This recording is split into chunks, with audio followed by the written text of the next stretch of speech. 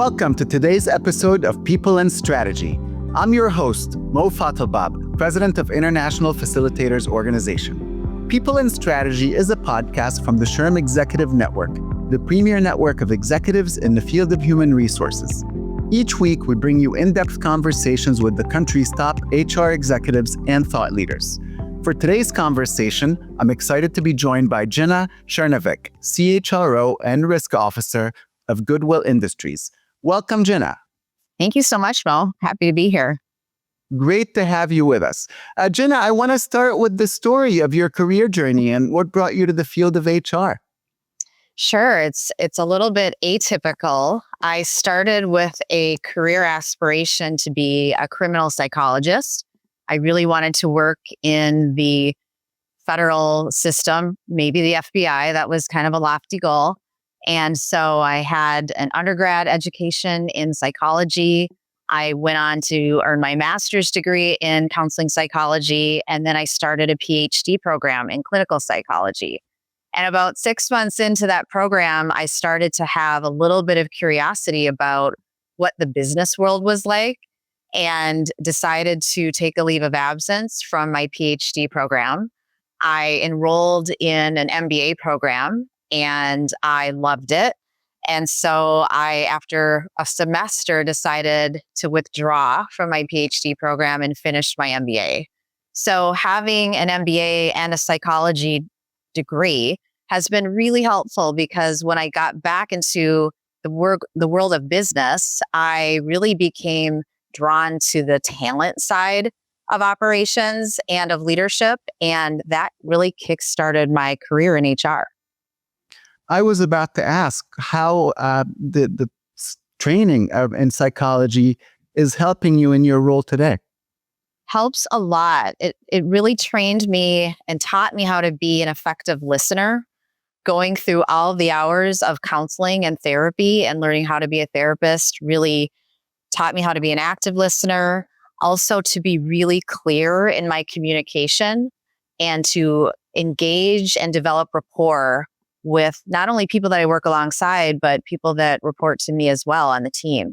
And then it also, of course, helped me better understand what drives human behavior. What's the background to why we make the decisions we do or why we behave the way we do. And as we know in human resources, that's really core to a lot of what we think about and what we respond to in the workplace. What does drive human behavior? Oh boy, how much time do we have? I think, what I really learned is that it's people's past experiences and their lived experiences. That's really what drives human behavior and what they bring then into the workplace in terms of what they value, what their commitments are, what expectations they have, and how they are able to effectively resolve conflict. All of those things that we really try to impart upon employees and leaders in the workplace and help them get comfortable with really understanding how to be effective in responding to employee needs. So to what extent do you focus on learning people's original historical stories and how they came to be who they are? For me as a leader, and I've been in the organization for almost 10 years now in my current role, and what's really important to me is for people that I work closely with or people that work on my team is that I understand who they are as a whole person. It's great that they come in with an amazing set of skills and talents that's going to benefit the organization, but truly what helps me become a better leader for them is if I understand their lived experience. So knowing where they came from, knowing what drives them, knowing what challenges they've had both at work and in their personal life, as much as they're comfortable sharing, is really, I think, core to being a successful leader for myself. I think that's beautiful. And what are some of your listening tips that we could learn from? Because that is one of those things that I think is just super important. Right. So really when I'm listening to somebody, I'm trying to actively listen, which is doing a lot of nodding and affirming so they know I am engaged. I do a lot of mental note taking of things I may want to go back to because they may say something that sparks my interest or that I'm curious about. And then more importantly, really intentionally not focusing on what I'm going to say next, trying to really be in the moment, which is hard because I think as leaders, we want to be prepared and we want to show that we have all the answers. But what I've really learned is that being in the moment is much more authentic. And a lot of times, and actually probably most of the time, people are not coming to me for answers. They really just want someone to listen and maybe bounce ideas off of. So listening is not merely waiting for your turn to talk?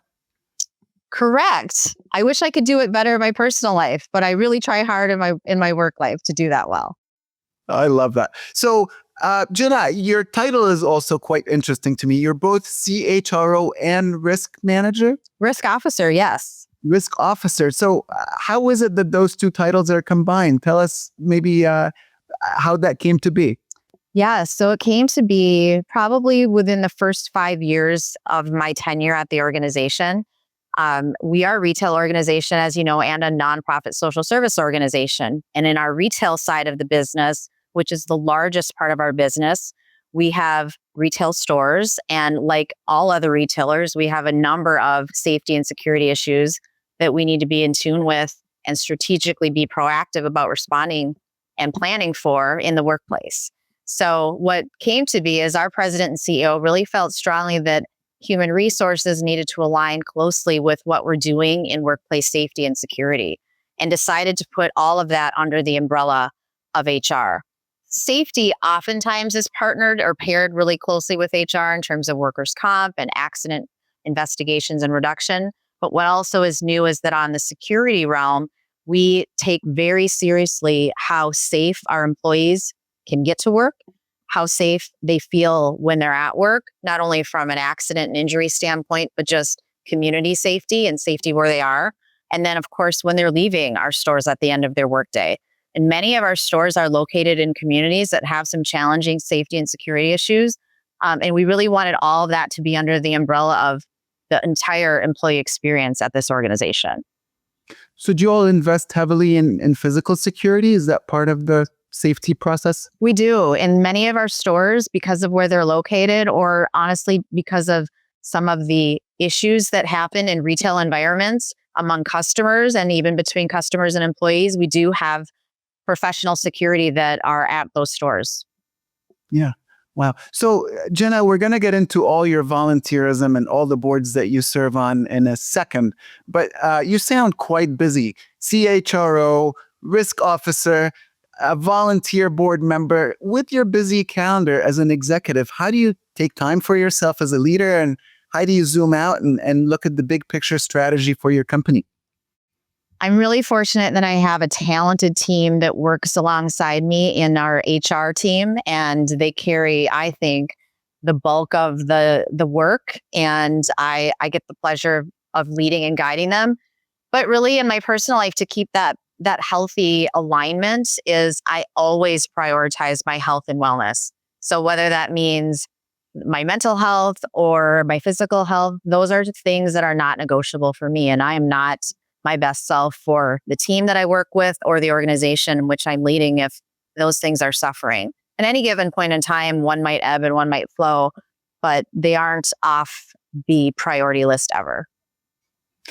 I think that's so important. I know so many people that are so focused on their careers that they just don't take care of themselves. And if you think of the airlines and the old adage, put your own oxygen mask on first before taking care of others. Why do you think that's so hard to do for some folks?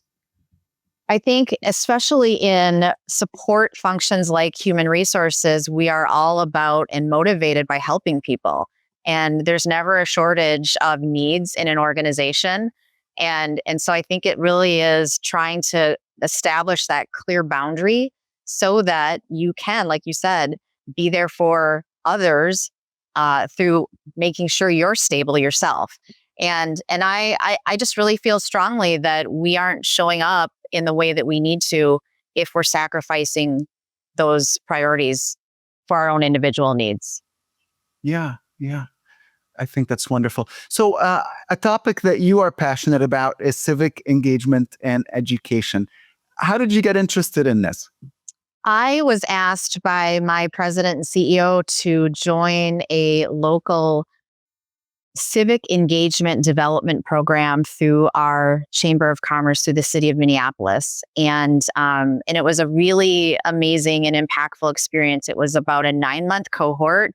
We met every month, and the purpose of the program is to develop civically engaged leaders in the Minneapolis-St. Paul region by exposing us to all of the complex issues that our region is facing, from housing to education to healthcare to racism, you name it. We got exposed to all of it.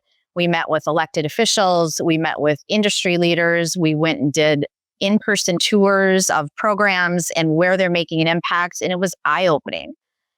And I've worked in the nonprofit industry in the Minneapolis-St. Paul region for over 10 years. So learning more about what's happening in our community was really important to me, but also a surprise of how little I knew. And one of those areas of how little I was aware of was the education disparities that are occurring in the Minneapolis-St. Paul region.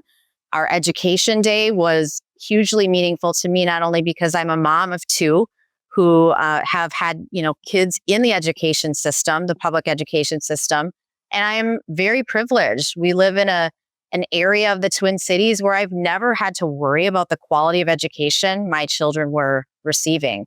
And it was eye-opening to see that that's not common in many parts of our community, and the impact it has, kind of a through line through all sorts of different areas of someone's development when education is when there's an inequity in education.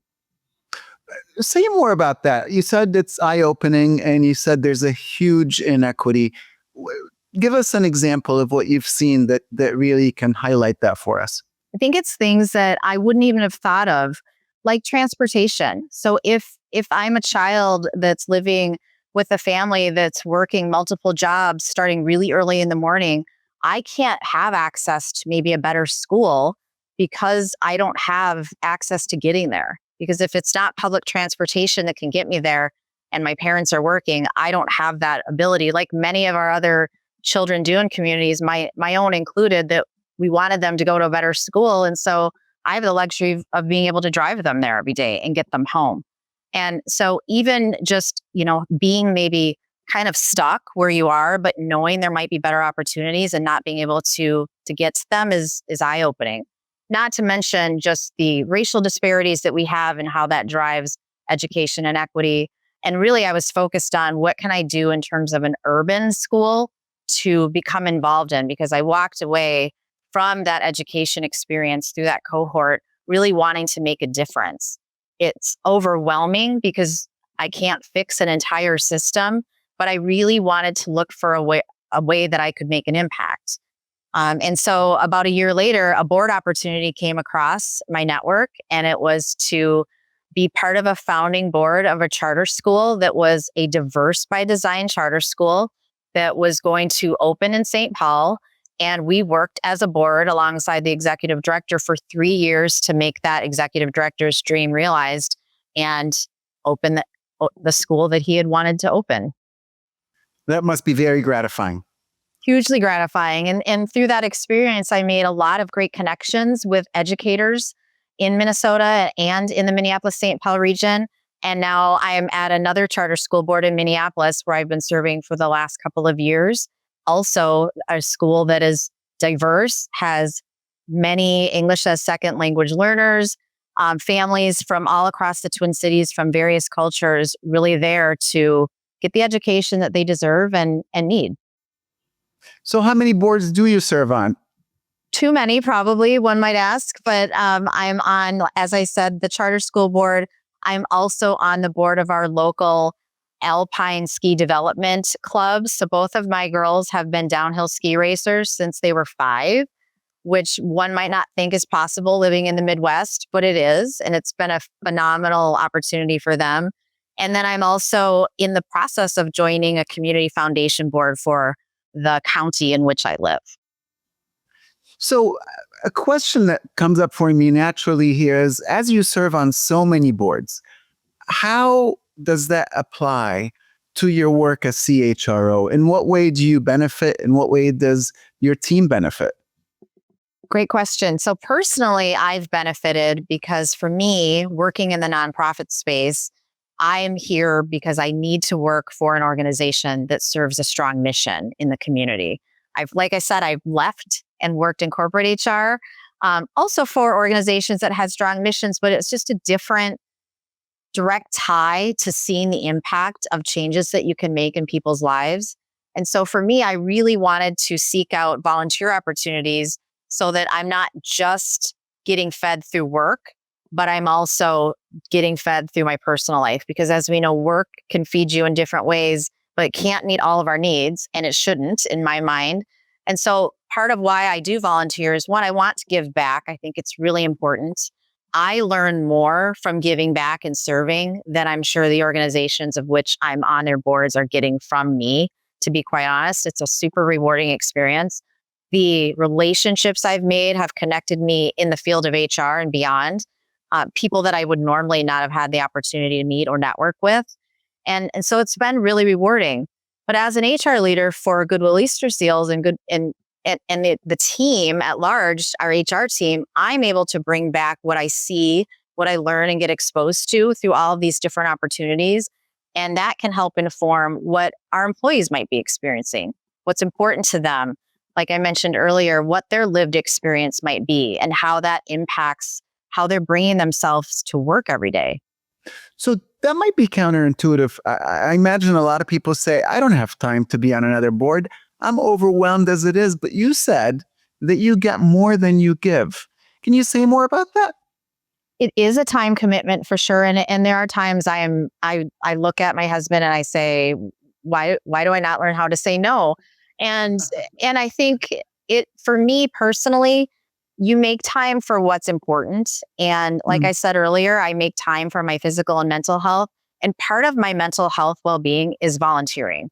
And so, mm, maybe for somebody else that wouldn't be, maybe that would be too stressful. And I'm at a point in my life where my kids are older.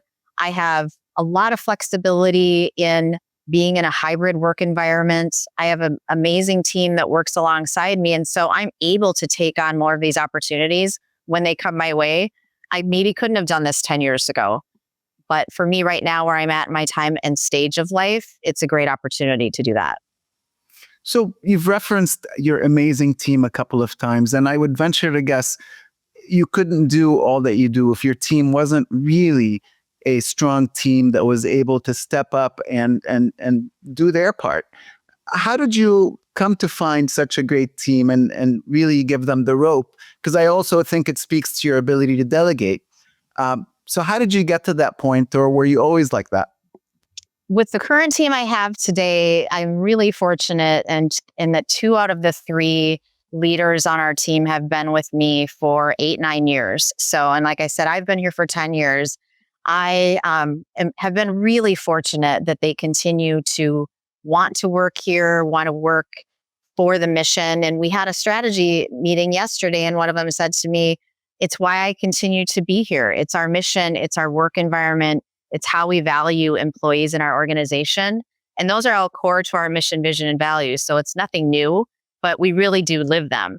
And I think that's why I've been so fortunate is when you work for an organization that's serving its community and you see the impacts of how they're impacting individuals who might be disadvantaged or underserved, it really is rewarding. So on the days that are hard, like we have in HR, they can be rewarding because you get to see the fruits of our labor in a really different and unique way than you might not get to in other workplaces. Yeah. And I would imagine all of this has a personal meaning for you. Can you speak to that? It does. I am somebody who, like I said, I feel like I've had a very privileged upbringing and background. I am a woman. I am a woman of color. I have had many leadership opportunities afforded to me. And I really believe that I need to show up in spaces where others maybe haven't had the same fortune, fortunate circumstances like I've had. And how I can not only hopefully inspire others to see that it is possible to reach your goals and to have opportunities, but also help open doors for people. And really, as I mentioned earlier, what I've learned through a lot of the experiences I had through either education or development or volunteerism, it's a lot of things boil down to lack of access for people. And so I'm really passionate about making sure that where I can make a difference to open access for people, I can do that. similar to our mission, which is to remove barriers for people to work in independence. It's all about access and having those barriers, whatever that might be for an individual who's underserved or underemployed, that we know when you become employed, so many doors open for people. And it really aligns with my own personal values. So I'm struck, you're clearly very empathetic and thoughtful and caring of others. Does that ever challenge you when you have to make hard decisions at work? Absolutely. I think all the time, am I making this decision with my head or with my heart? Do they have to be in conflict, or are there times they can be in alignment? And I think as a leader, we really need to be aware of where we're making decisions from, and is the context appropriate given the decision and what the circumstances are. And there are many times I have to say to our team, to myself, I'm making this decision with my head because that's what the decision calls for. But my heart is saying something else, and it's okay to acknowledge that. Is it possible to find alignment between the two, even during the midst of a tough decision? I think it is. I don't think it's always possible, or at least I haven't found that it's 100% all the time possible, but I have found times where it is. And I think it's also how you look at the situation. Sometimes it may not be exactly obvious how they can be in alignment, but if you really peel away the complexity of the issue at hand, I really hope to find where there's alignment in either it's our mission, it's our vision, it's our core values.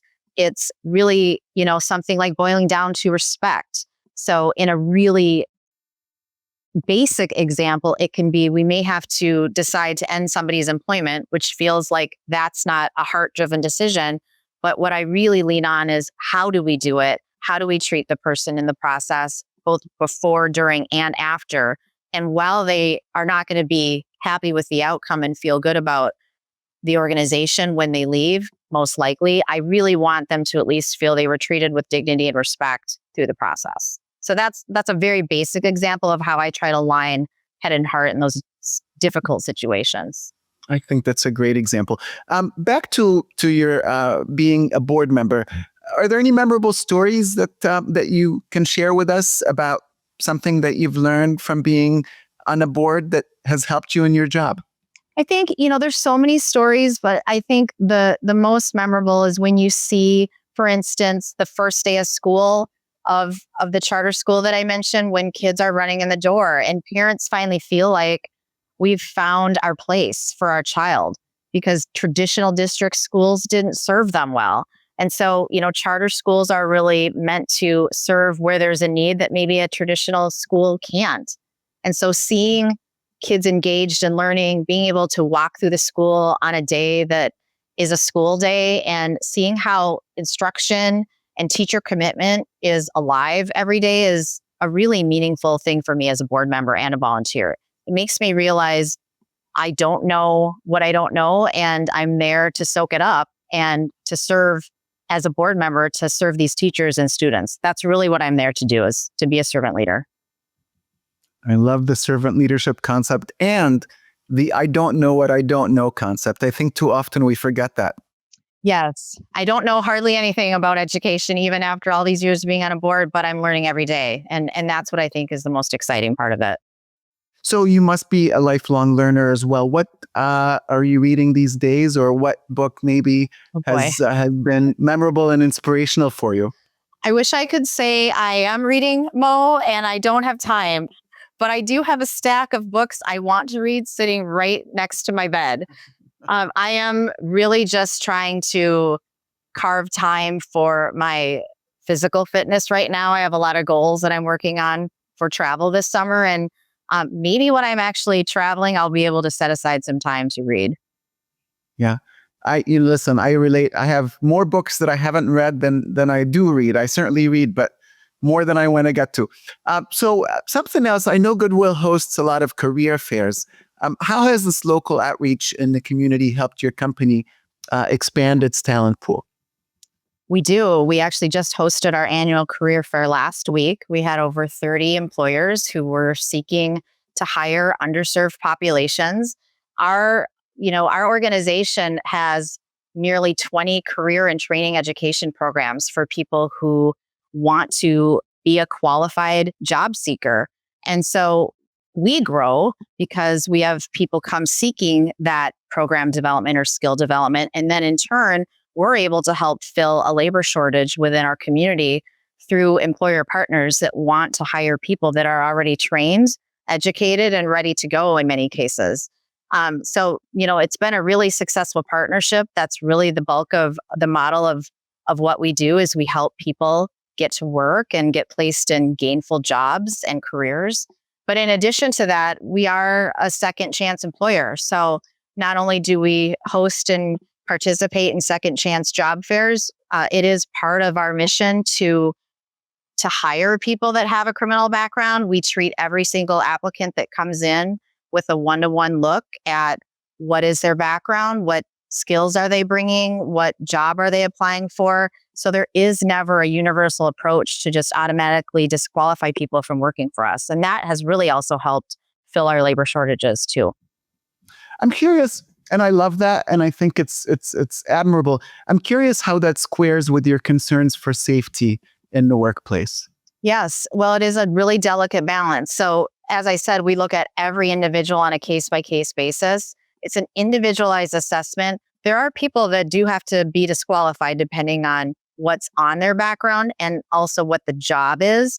There might be some jobs where it isn't as much of a concern, depending on how public facing it is or if they're working with participants that we serve. But it is really an individualized assessment. And I think that's what makes us stronger as an employer is that we're not just unilaterally looking at someone on paper and saying no. We take a look and we assess the risk. And we work really closely with our legal counsel on situations that aren't as black and white. So Jinah, why is civic engagement in education so important for CHROs? I mentioned this a little bit earlier that for me personally, it's helped me become much more aware of how someone's lived experience impacts their work experience. And I think we don't really always understand what a lived experience can look like if we're not exposed to all the different communities that we're in and what that means. And so for me, I might live in my bubble of my local community, and I don't have a really good exposure to what's going on for most people on an everyday basis. So it's really opened my eyes to, one, have an understanding, two, how I can maybe influence change. And so through our organization, because we're a nonprofit, we might be in a better position to influence change in small ways through our community than maybe others. But it really builds upon why people come to work for nonprofits, especially one like ours. That mission is important. The local community is important. And I think when CHROs are volunteering and taking that learning back to their teams and their organizations, it not only can inspire volunteerism within the organization as well, but it shows we as leaders that it matters to us what's happening in the world, in our local community, and what our employees are going home to and experiencing every day, so that we can hopefully better address the needs they might have and how that's impacting their work experience. Thank you for that. Last question. What is one piece of advice that has shaped your work or personal life? The best advice I received early on in my career was from a leadership development program that said you should look for a way to move 10% outside of your comfort zone every day, at least one opportunity. And so I really took that to heart, where when there are times I absolutely don't want to do something, I feel really unsure, not confident, I'll whisper to myself and I'll hear those voices, 10%. And if it is in that 10%, most of the time it inspires me to just try. And there are a lot of things I've done and opportunities I've had because I tried to commit to that 10% rule. One example? Well, one example is running a marathon. I don't think I ever would have thought I would have done that. I mean, I've really carried it forward in my personal life too. But, I didn't want to do it. Nobody wanted to do it with me. I didn't want to do it alone. And I just said, what's the worst that's going to happen? And I did it. Congratulations. And that's where we'll end it for this episode of People and Strategy. A huge thanks to Jinah for your valuable insights. You can follow the People and Strategy podcast wherever you get your podcasts. Also, podcast reviews have a real impact on podcast visibility. So if you enjoyed today's episode, leave a review to help others find the show. Finally, you could find all our episodes on our website at shrm.org/podcasts. Thank you for listening and have a great day.